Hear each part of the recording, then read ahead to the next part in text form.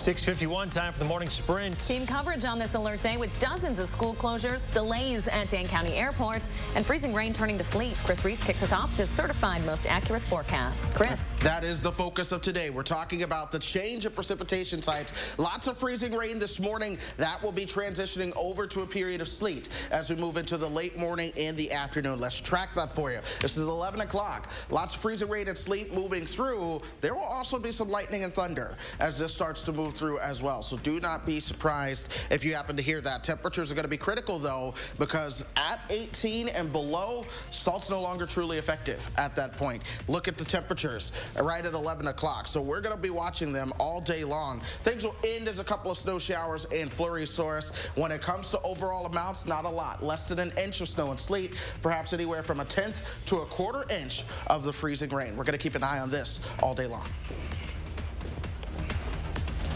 One word for the ice this morning is deceiving. Even though this looks like a lot of ice, this is just the same as these sidewalks. As you're heading out the door this morning, make sure you're using extra care on your sidewalks, your driveways, and of course on the roads. If you do not have to go outside today, city officials are urging you to stay home, work remotely. A lot of kids are also out of school as well. So as you're heading out this morning, be very, very careful out there. McKenna, thank you. To our other top stories this morning, Michigan head coach Juwan Howard will be suspended through the end of the regular season for his involvement in a fight at the Kohl Center after Sunday's game against UW. That's 5 more games for the Wolverines without Howard. He's also been fined $40,000.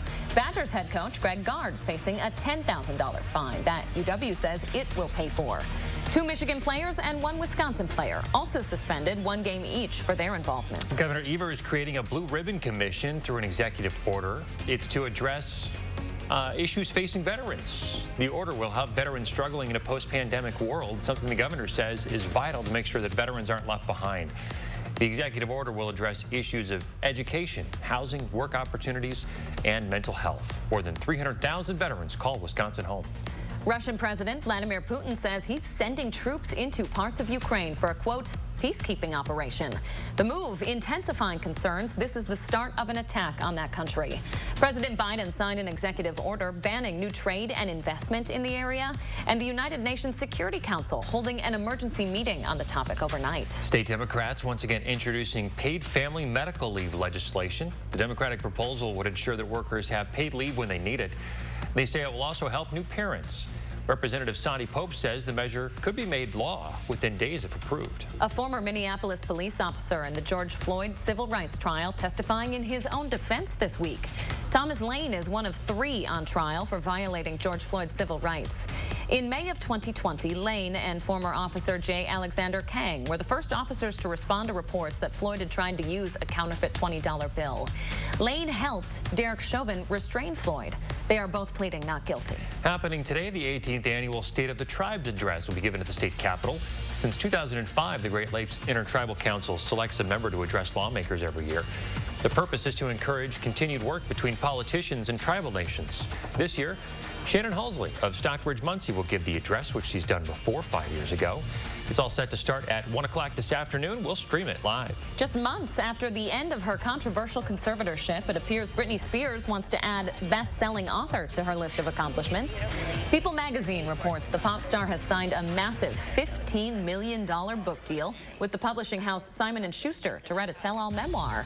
No word on when that book could be released. Travel at U.S. airports reached holiday levels over the weekend. The TSA screened more than 2.2 million people Friday. That's the most since the Sunday after Thanksgiving of 2021. Between Friday and Sunday, TSA screened nearly twice the number of travelers compared to the same time last year. Even so, it didn't reach pre-pandemic numbers.